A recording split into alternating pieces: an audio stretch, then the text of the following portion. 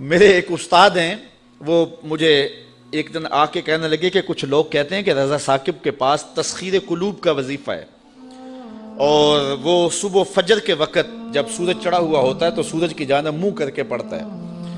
اور اس کے والد صاحب نے اسے بتایا ہوا ہے، تو اتنے لوگوں کا جو ہجوم ہے اس کے پاس یہ اس وظیفے کی وجہ سے ہے۔ تو میں نے کہا استاد جی اگر آپ اجازت دیں تو اس مرتبہ مصطفی اجتماع میں وہ وظیفہ بتا ہی نہ دوں سب کو۔ تو میں نے ان کو کہا کہ میں اس مرتبہ بتاؤں گا، تو خیر مصطفی اجتماع کے اوپر جو کیفیت تھی تو بات ادھر نہ آ سکی اور میں وہ وظیفہ نہیں بتا سکا، تو چلو آج میں بتا دیتا ہوں۔ وہ وظیفہ یہ ہے کہ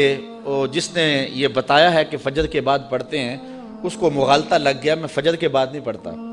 وہ وظیفہ شروع ہوتا ہے ظہر کے وقت اور ختم ہوتا ہے جا کے رات 2 بجے، اور وہ ایک جگہ بیٹھ کے نہیں پڑھنا پڑتا، وہ کبھی گجرانوالا، کبھی سیالکوٹ، کبھی راول پنڈی، کبھی ساہیوال، کبھی ہڑپے، کبھی کراچی، کبھی بیرون ملک، کبھی مسجد میں، کبھی ہال میں، کبھی گلی میں، کبھی بازار میں، اور وظیفہ پڑھنے کے بعد بس چپکے سے گھر لوٹ جاؤ، پھر کن انکھیوں سے نہ دیکھو کہ پیچھے کوئی خدمت کرنے والا آ رہا ہے یا نہیں آ رہا، اور پھر چپکے سے گھر چلے جاؤ، آرام سے سو جاؤ، 6 ماہ وظیفہ کر کے دیکھ لو زمانہ تمہارے قدم بھی چومے گا۔ تو یہ آسان سا وظیفہ ہے، اس سے کرو، محنت کرو، یہ ہے تسخیر قلوب کا وظیفہ۔ تو حق کی راہوں پہ چلو گے تو لوگ کیا کچھ نہیں کہیں گے، گالیاں بھی ہوں گی،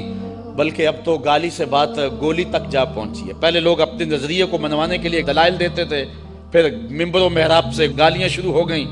اور اب تو بات گولی تک پہنچی ہے، خود کش دھماکے تک پہنچ گئی ہے۔ میرے نظریے کو نہیں مانتے، میری فکر کو نہیں مانتے تو میں خود کش دھماکے سے اڑا کے رکھ دوں گا تمہیں۔ عجیب رنگ ڈھنگ ہو گئے، عجیب صورتیں ہو گئی، تو ظاہر ہے جس کے مفاد پہ زد پڑے گی وہ مخالفت کرے گا۔ وہ کیا کسی نے کہا تھا کہ لوگ تو فنکار ہیں اس درجہ کے پل بھر میں، سنگے در کعبہ سے بھی اسنام تراشے، تم کون ہو اور کیا ہے داغ کبابی، لوگوں نے تو مریم پہ بھی الزام تراشے، لوگوں نے تو پیغمبروں پہ، پیغمبر زادیوں پہ، پیغمبر زادوں پہ اور پیغمبروں کے باپوں پر بھی تان و تشنیع کے تیر برسائے۔ آپ تاریخ نبیوں کی پڑھ کے دیکھ لیں تو مبلغین راہ حق میں دین کا پیغام لے کر چلنے والے، حالات کی تلخیوں اور سختیوں سے گھبرانا نہیں ہے۔ یہ سورہ یاسین ہمیں سبق دے رہی ہے، تم کس کھیت کی مولی ہو، یہاں تو پیغمبروں کو گالیاں دی جاتی رہی ہیں، یہاں تو پیغمبروں کی جو ہے وہ تدحیق کی جاتی رہی ہے۔ فرمایا ما یاتیہم من رسول الا کانوا بہ یستہزئون، جب بھی ان کے پاس کوئی رسول آتا ہے تو اس کا ٹھٹھا ہی کرتے ہیں، اس کو مذاق ہی کرتے ہیں، اور اس کو جو ہے وہ تان و تشنیع کے تیر اس پہ برساتے ہیں۔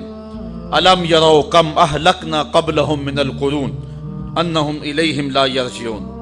اللہ تعالیٰ اشارہ فرماتا ہے کیا انہوں نے نہ دیکھا ہم نے ان سے پہلے کتنی ہی سنگتیں ہلاک کر دیں، کتنی قومیں برباد ہو گئیں، جن کا طوطی بولتا تھا آج باقی نہیں ہیں۔ اللہ اکبر۔ اور ارشاد فرمایا انہم الیہم لا یرجعون، اب وہ پلٹ کے بھی نہیں آئیں گے۔ فرعون گیا تو اب کسی ملک پہ فرعون کے بیٹوں کی حکومت نہیں ہے، فرعون بھی پلٹ کے نہیں آیا۔ خاقان گئے تو آج خاقان نظر نہیں آتے، تغلق، ایبک، فرعین مصر آج کہاں نظر آتے ہیں؟ جن کا طوطی بولتا تھا آج دنیا ان کے نام بھی نہیں جانتی۔ میں آپ سے پوچھتا ہوں، یہ میرے جو سننے والے لوگ ہیں، ان کی چمکتی پیشانیاں اور ان کی روشن آنکھیں بتاتی ہیں کہ یہ باشعور لوگ ہیں۔ چونکہ یہاں آ ہی باشعور سکتا ہے، چونکہ میرے پاس نہ تو لچھے دار تقریر ہے، نہ کان پہ رکھ کر کے میں سر کھینچ سکتا ہوں،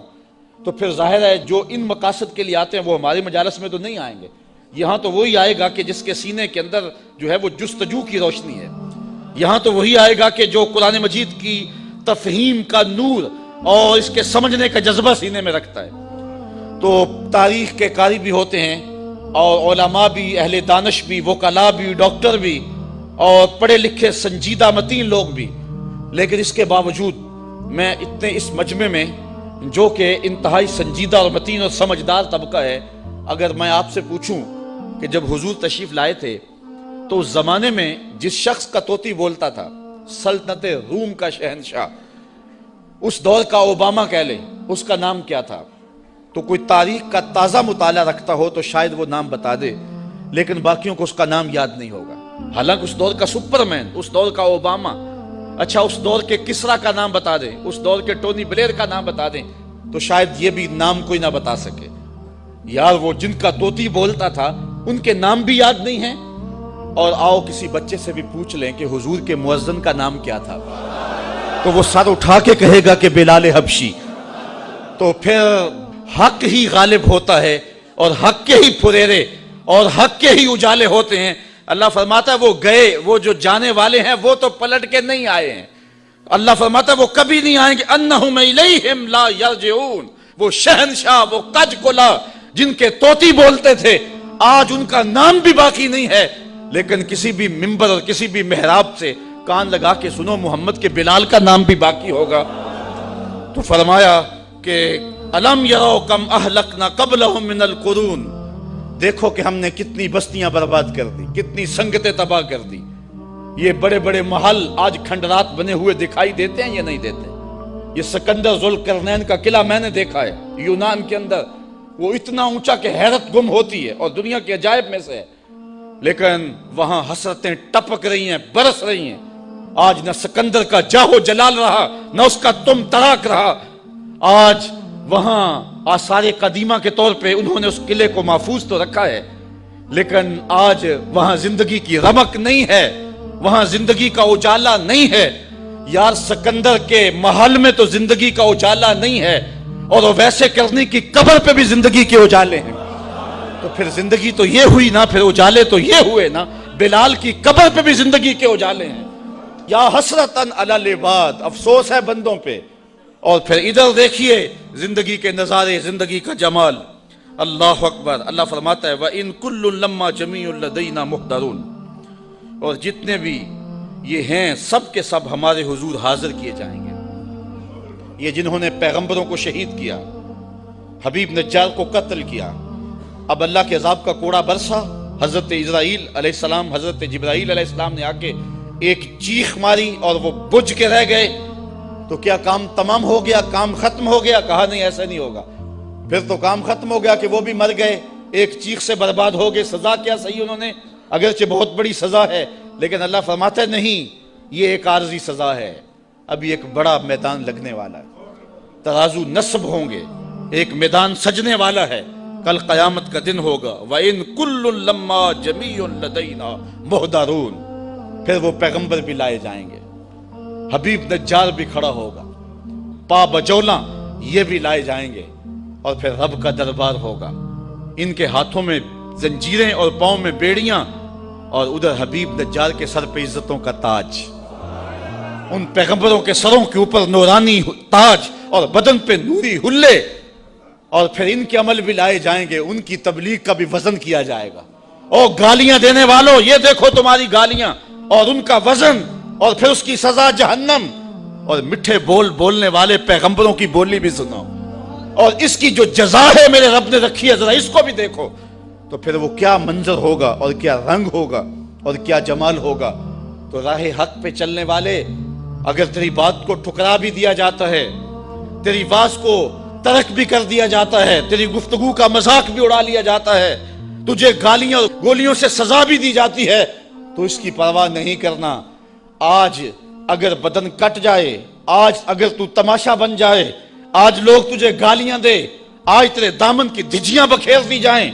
آج تجھے جو ہے وہ تان و تشنیع کے تیر برسائے جائیں، آج الزام تراشیاں کی جائیں، آج تیری عزت آبرو اچھالنے کی کوشش کی جائے، لیکن گھبرانا نہیں ہے، یہ تو 4 دن کی زندگی ہے، وہ میدان لگے گا، گالیاں والے بھی آئیں گے، محمد کی بولی بولنے والے بھی آئیں گے، اور ترازو گاڑا ہوگا رب میں، پھر وزن کیا جائے گا، پھر پتا چلے گا نا کہ قرآن کی بولی دینے والے کی آواز کا وزن کتنا نکلا ہے۔ تو اس لیے حق کی راہوں کا مسافر ہمیشہ حق کی راہوں پہ چلتا رہے۔ سورہ یاسین کے اندر اللہ تعالیٰ جل شانہ نے جو مضمون بیان فرمایا، بنیادی مضمون آخرت کا اثبات ہے، اور جب کوئی شخص فوت ہونے لگے تو اس کے سامنے سورہ یاسین پڑھی جاتی ہے، اس لیے نہیں پڑھی جاتی کہ اس سے جان چھڑا لیں، بلکہ سورہ یاسین سے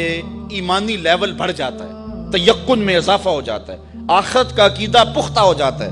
اس لیے حکم دیا گیا کہ اس کے سامنے سورہ یاسین پڑھو، کہ جب رب کے حضور پیش ہو رہا ہو تو اس کے عقیدے میں پختگیاں پیدا ہو جائیں،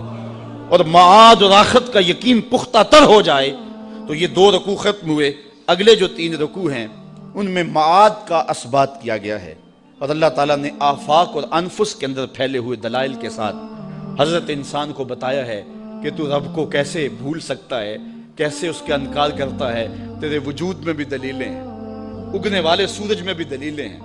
اور زمین کا کلیجہ چیر کے نکلنے والے سبزے میں بھی دلیلیں ہیں، پھول کی پتی کے رنگوں میں بھی دلیل ہے، اس کے اوپر پڑی ہوئی شبنم کے قطرے میں بھی دلیل ہے،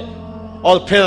اس کے اوپر جو بیٹھی ہوئی محبت اور پیار کا اظہار کرتی ہوئی تتلی ہے، اس کے پروں کے اندر رنگوں کی جو مینا کاری ہے، اس میں بھی رب کی دلیل ہے۔ پھر بلبل کے لہجے میں بھی دلیل ہے، کوئل کی آواز میں بھی دلیل ہے، پپیہے کی صدا میں بھی، برستے بارش میں، جھومتی ندیوں میں، بہتے پانی میں، اور ساون کے موسم کی رم جم میں یہ دلیلیں ہیں۔ اگر تو آنکھ کھولے تو رب کا انکار نہیں کر سکتا۔ آجا پلٹ کے، محمد عربی تجھے باہوں میں لینے کے لیے منتظر کھڑے ہیں،